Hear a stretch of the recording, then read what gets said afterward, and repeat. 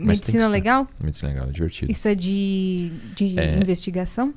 Tá dentro da investigação. Eu trabalhei 5 anos no departamento de homicídios, trabalhei com local de crime e... Então, assim, uma pessoa foi morta, você chega lá e você precisa analisar o local, descobrir o que aconteceu, qual foi a arma que foi utilizada, quais são as lesões que aquela pessoa sofreu, né? Então a gente estuda tudo isso dentro de medicina legal. Toxicologia, traumatologia, asfixiologia, sexologia, tudo dentro da medicina legal. Entendi. É um misto de investigação com medicina, com direito. Ô, louco. Então, dá um exemplo. Por exemplo, rolou um crime, sei lá. Vou te dar vou dar um caso. Me dá um caso. Um caso legal. Então imagina que você chega num local de homicídio e você vê a vítima é um homem, ele tem uma corda em volta do pescoço e ele está preso no registro do banheiro. Sabe o registro do banheiro? Aquele negócio que fica lá em cima, né? Você fecha e tal. Então, aquilo normalmente é uma estrutura bem forte, às vezes as pessoas usam para se matar. Coloca lá a cordinha e tal e ele está lá naquela posição. Aí você chega lá e você começa a ler o corpo. Né, entender quais são os sinais que estão, né, os sinais característicos de asfixia e tal, e você percebe que não está batendo muito certo. Porque, por exemplo, os livores cadavéricos, né, hoje, você, a Cris, a gente tem mais ou menos 6 litros de sangue circulando no corpo. Tá? E tem uma bomba, que é o coração, que está bombando esse sangue. Quando a gente morre, o coração para de bater. Então o sangue ele funciona, né, ele vai parar de circular por força da bomba, ele vai se depositar. Quando ele se deposita, ele forma essas manchas. E essas manchas têm uma relação com a forma como o corpo está. Então, a gente chega no local e a gente vê que as manchas, né, as hipóstases, não são compatíveis com a posição do cadáver. E aí você começa a entender, bom, então esse cara aqui, na verdade, ele estava caído no chão, né? Alguém pegou ele, pendurou e falou que foi um suicídio. Exato. Só pela mancha do corpo.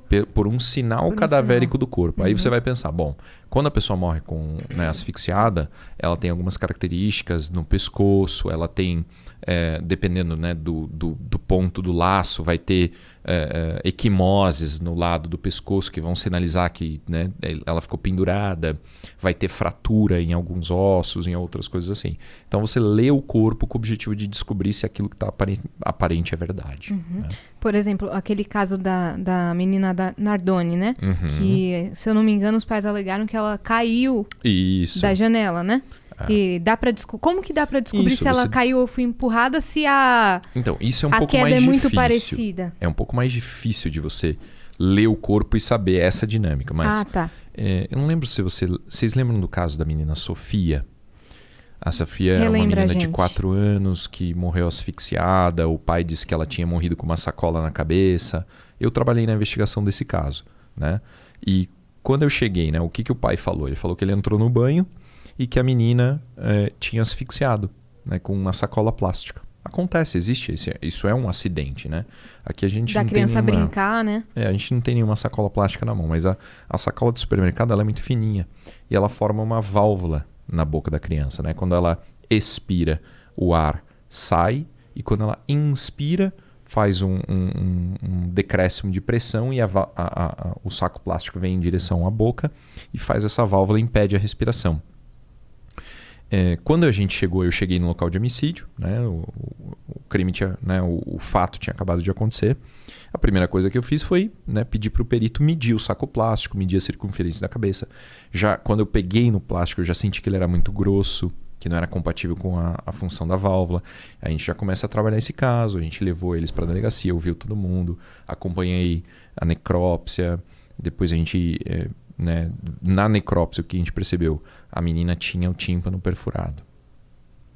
Então, perfuração de tímpano não tem nenhuma relação com asfixia no saco plástico. Sacola, é verdade. Né? Então, o que a gente descobriu? Ela tinha uma colônia de bactérias dentro do pulmão que era compatível com o estômago. Então, quer dizer, como que o vômito foi parar dentro do pulmão numa asfixia? Não é característico, entende? Ela tinha... Caralho, que maluquice. Exato. E daí o que né? Até hoje o pai ele nunca confessou, né? A minha teoria, analisando o que aconteceu, é que... Ele tá preso? A menina... Ele ficou preso muito tempo, mas ele, né, acabou sendo solto por um determinado tribunal. Ele...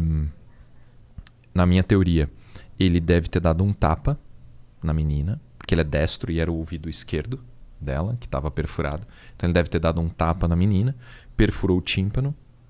Perfuração de tímpano causa uma dor muito grande, muito intensa, a criança chora. Às vezes, quando a criança chora muito, ela não vomita. Né? Ela então chorou, vomitou, ele deve ter tentado tampar a boca dela por causa do choro, a intensidade e tal, no desespero. Ela acabou aspirando vômito, acabou sufocando, morreu asfixiada. Né?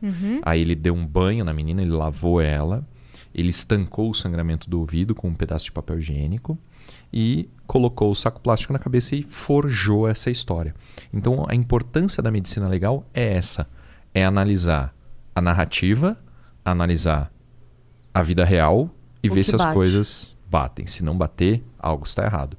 A gente prendeu ele no dia do funeral da menina. No funeral da menina, a gente saiu com ele preso. Né? Ficou preso. Mas como vocês puderam prendê-lo? Eu representei pela prisão preventiva, né? Temporária e depois a preventiva dele.